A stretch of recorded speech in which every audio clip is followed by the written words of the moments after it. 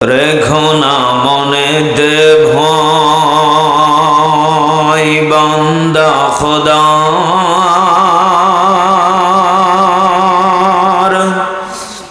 দূর হয়ে যাবে বাধা সব।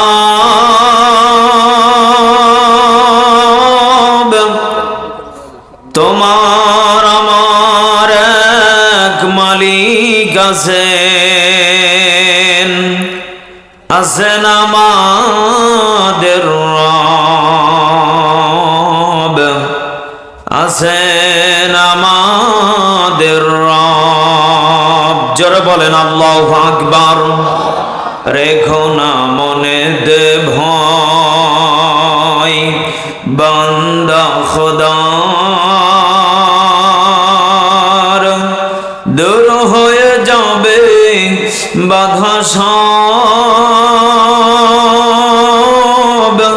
তোমার আমার এক মালিক আছেন, আছেন আমাদের রব, আছেন আমাদের রব। বলি ষাট টুকরা প্রাণ প্রিয় ঠাকুরগাঁবাসী, পীরগঞ্জবাসী, চণ্ডীপুরবাসী, জবানটাকে টান টান করে মোহাব্বতের খাতিরে বলেন তো দেখি, আমরা এসেছি একবার, চলে যাব একবার। বলেন তো দেখি, আমরা যদি বাতিলের মতো যদি মাথা নত করে চলি, বাতিলের মতো যদি আমরা তাদের সাথে মোকাবেলা করি, ও বাংলার মুসলমান, রান্নাঘর থেকে নিয়ে পার্লামেন্ট পর্যন্ত কোরআন কখনো প্রতিষ্ঠিত হবে না।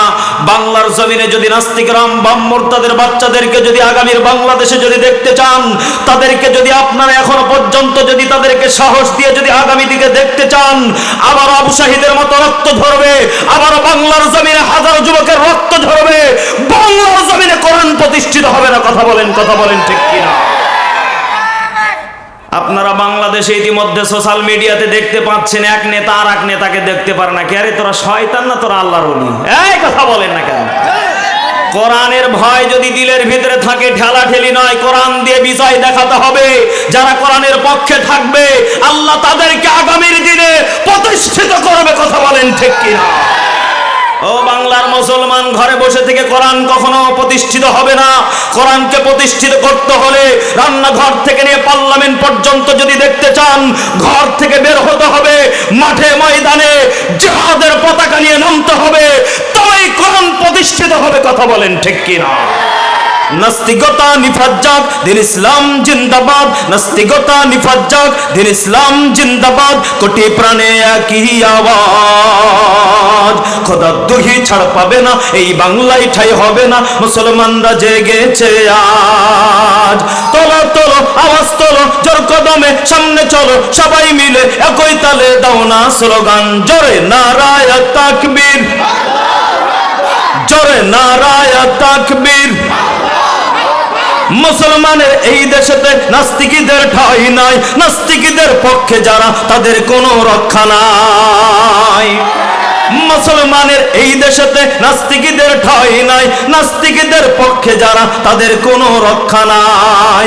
এ দেশেতে থাকতে হলে কোরআন মানতে হবে, কোরআন না মানলে তারা বিতাড়িত হবে, বিতাড়িত হবে, বিতাড়িত হবে। তোলো তোলো আওয়াজ তোলো, জোর কদমে সামনে চলো, সবাই মিলে একই তালে দাও না স্লোগান, জোরে নারায়ে তাকবীর, জোরে নারায়ে তাকবীর। আল্লাহর নবীজির একটা আমি হাদিসের ভিতরে পড়তেছিলাম, মুফাসসিরিন ইকরাম কিতাবের ভিতরে বর্ণনা করেন, আল্লাহর নবীজি বলেন, আমার বিবি আয়েশা, আমার বিবি আয়েশা হাদিসের ভিতরে লেখক হিসাবে লিখেছে, আমার বিবি হাদিসের ভিতরে মা বোনদের জন্য এই লেখাটা লিখেছেন, আমার স্বামী নবী মুহাম্মদুর রাসূলুল্লাহ সাল্লাল্লাহু আলাইহি ওয়াসাল্লাম, আমি কোনোদিন আমার স্বামীকে একটা বালিশ থেকে দুইটা বালিশে ঘুমাতে দেখতে পাই নাই।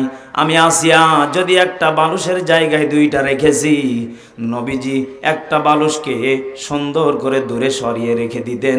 একটা বালিশে দুইজন আমরা মাথা দিয়ে ঘুমাবো, কারণ দুইজন যখন স্বামী স্ত্রী একটা বালিশের ভিতরে ঘুমাবো, মহাব্বতটা দ্বিগুণ বেড়ে যাবে। চিৎকার মেরে বলেন আল্লাহু আকবার। ও বাংলার মুসলমান যারা বিবাহিত আছেন বলেন তো দেখি, আম্মা জান আসিয়ার মতো কোন কোন স্বামী আছেন যে আমি আম্মা জান আয়েশার মতো নবীজি যেইভাবে ঘুমিয়েছেন নবীজির মতো আমার বিবির সাথে একটা বালুসে বিবাহের পরে এখনো পর্যন্ত ঘুমায়, এমন একজন ব্যক্তি পাওয়া যাবে দৈন্তার নয়াকারে? এই কথা বলেন না কেন, পাওয়া যাবে? সেই দিন আমি এই ওয়াজ করতে গিয়ে দিনাজপুর চিরির বন্দরে মহিলা প্যান্ডেল থেকে চিঠি আসলো, হুজুর একটু পড়বেন। চিঠিটা খোলার সঙ্গে সঙ্গে পড়লাম, উনি সালাম দিয়ে ভদ্রতার সাথে লিখেছেন, হুজুর আমারও তো মন চায় আয়েশার মতো আমার স্বামীকে নিয়ে আমি ওইভাবে মুখে মুখ লাগিয়ে ঘুমাবো, জড়িয়ে ধরে ঘুমাবো। কিন্তু দুঃখের কথা হলো এটা, যখনই নির্বাচন আসে আর যখনই ভোট আসে এই নেতাগুলো 1 প্যাকেট 2 প্যাকেট প্রতিদিন আমার স্বামীর পকেটে ঢুকিয়ে দেয়। ও ছাতা এমন খাওয়া খায় ওর পাছার চাইতে মুখের গন্ধ বেশি। ঘুমাবো কি? কথা বলে না কেন? আমারও তো মন চাই নবীজির মতো আমিও ঘুমাবো। ও ছাতা ঘুমাবো কি করে? ওর পাছার চাই তোর মুখের গন্ধ বেশি। মুখ লিয়ে গেলেই তো বলে হয় আজরাইল। কথা বলে না। বিশেষ করে আমার মা বোনেরা মুসিবতে আছে, আমল করবে কি? সব উল্টা পাল্টা। নির্বাচন আসলে কত নেতা আছে আমার দেশে, সিগারেট আর বিড়ি, আকিস বিড়ি আর যত বিড়ি আছে পকেটে মারে, পানার গোল টাকা লাগে না। ও ছাতা মনে করে ফ্রি যখন পাচ্ছি অনার গোল খাচ্ছি, ও কি মজা গো। ও মুসলমান একটু ভেবে দেখেন, আপনি যদি আল্লাহর নবীজির হাদিসটা যদি আমল করতে পারেন, বলেন তো দেখি স্বামী স্ত্রীর ভিতরে মহব্বত তৈরি করে দিবেন কে? আরো জোরে বলেন কে? এই জন্য যারা বিড়ি খান, সিগারেট খান, যারা পান খান, গুল খান, ইয়াবা খান, ডাল খান, পুরি খান, আরে ভাই খান, কিন্তু খাওয়ার আগে এবং খাওয়ার পরে আপনার চিন্তা চেতনা থাকা লাগবে। আমার বিবিটাকে আল্লাহ আমার জন্য নিয়ামত হিসাবে পাঠিয়েছে, বিবিকে কষ্ট দিলে আল্লাহর আরশ আজিম পর্যন্ত কেঁপে ওঠে। এই জন্য বিবির কাছে ঘুমাতে গেলে ব্রাশ মেসওয়াক করে ঘুমাতে হবে। আজকে আমলটা বাড়িতে নিয়ে যাবেন। অনেকে পান খাওয়ার বদ অভ্যাস আছে, জর্দা দিয়ে হাকিম পরে হেফজখানা, পাতিখানা, নুরানি খানা, ওরে শয়তান কত পাতির নাম গো। জামাত খানা, কিতাব খানা, ইয়াবা খানা, নুরানি খানা, হেফজখানা, খালি ছাতা হলো জর্দারি নাম। হাকিমপুরি কিবা পুরি, যত পুরি খান মুখ দিয়া দুর্গন্ধ আছে না নেই? আরো জোরে বলেন আছে না নেই? এই গন্ধ নিয়ে বিবির কাছে ঘুমালে আল্লাহ খুশি হবে না বেজার হবে? ও মুসলমান, বিবির কাছে ঘুমানোর আগে আমরা ব্রাশ করে মেসওয়াক করে যখন ঘুমাবো, স্বামী স্ত্রীর মহব্বতটা আল্লাহ রাব্বুল আলামিন বলেন এই মহব্বত দুনিয়ার কোনো সাধারণ মহব্বত না, এটা হলো জান্নাতি মহব্বত। কারণ আদম আর মা হাওয়াকে জান্নাতে নিয়ামত হিসাবে পাঠিয়েছিলেন।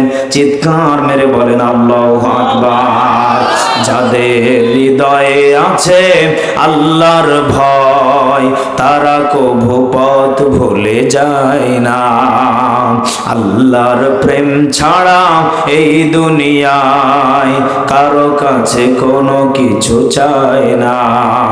রাতের আধারে যারা সেজদাতে রয়, দু চোখের অশ্রুতে নদী যেন বয়। ঠিক কিনা? রাতের আধারে যারা সেজদাতে রয়, দু চোখের অশ্রুতে নদী যেন বয়।